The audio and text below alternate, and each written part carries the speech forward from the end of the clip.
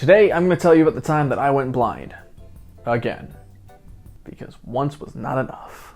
So just for some context, I was actually born legally blind, so the first time that I was blind was, I went blind in the womb. So growing up with a visual impairment, I didn't really notice it until really people would come into my class, give me a big old magnifying glass. That rhymed unintentionally.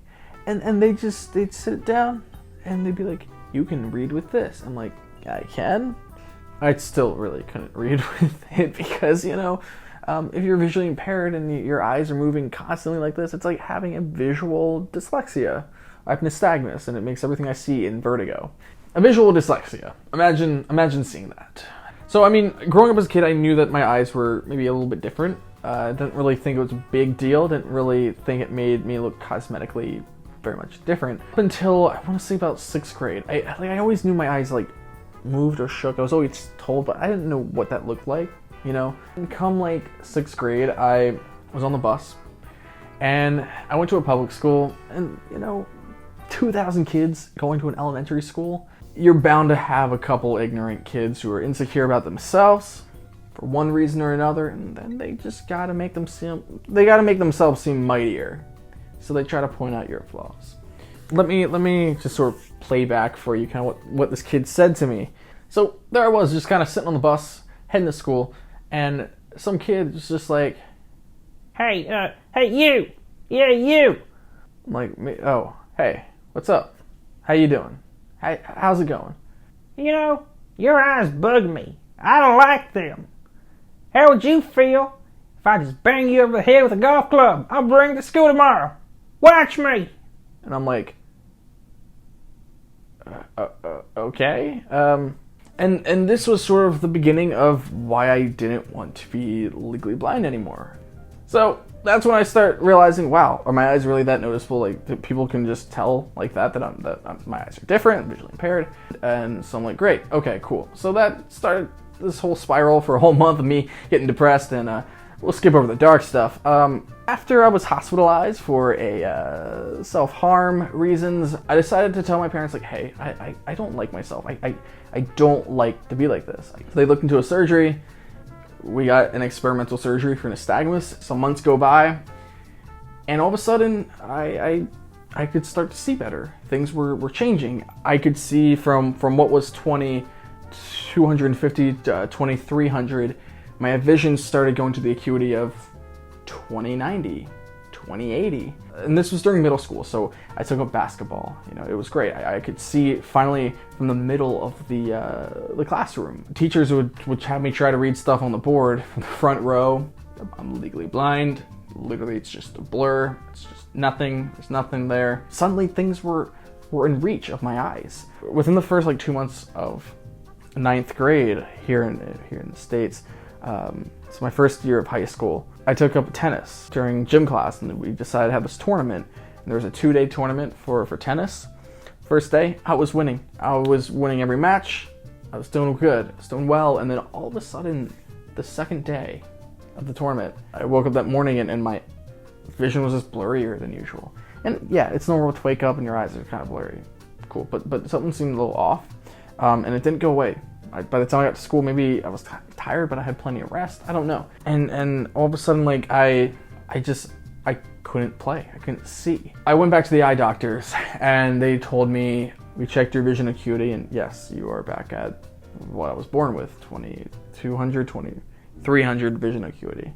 And I'm legally blind. So I was just like, huh. And I asked, can I get the surgery again? Can that happen? Can we do it soon? And it's a surgery that's experimental, and it's harmful for the eyes and the nerves. So ultimately, I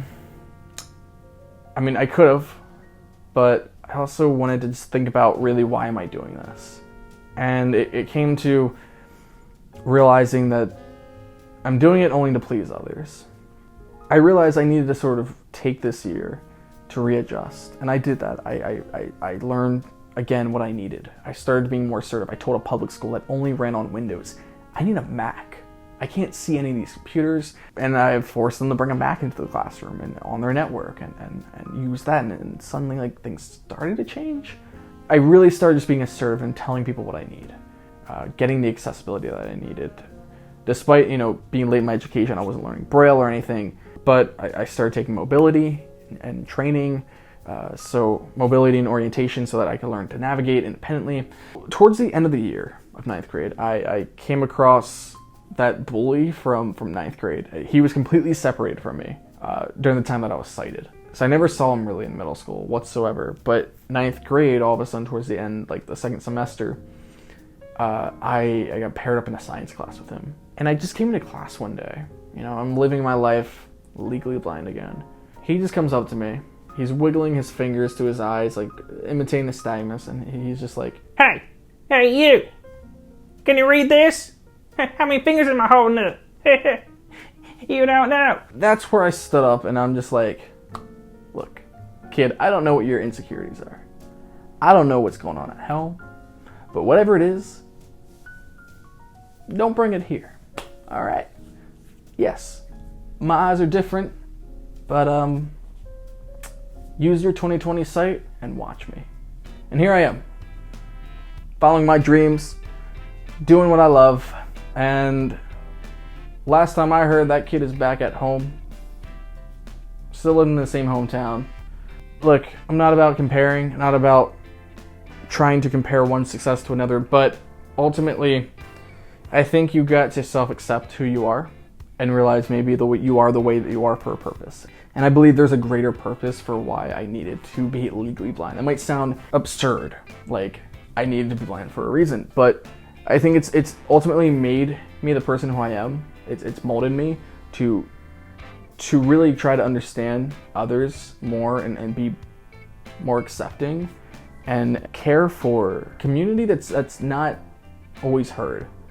And being in this greater space that is filmmaking and direct, it feels like I have a platform, I have a voice to make change in an industry that really influences the rest of the world. That's sort of my story of how I went blind again and finding self-acceptance. I think the message to sort of take away from this is that things maybe happen and you gotta find the purpose in our struggles, and I think we'll come out and see the light in the end. Which for me, I have photophobia. Basically, my eyes hurt from light, so not the best thing in the world.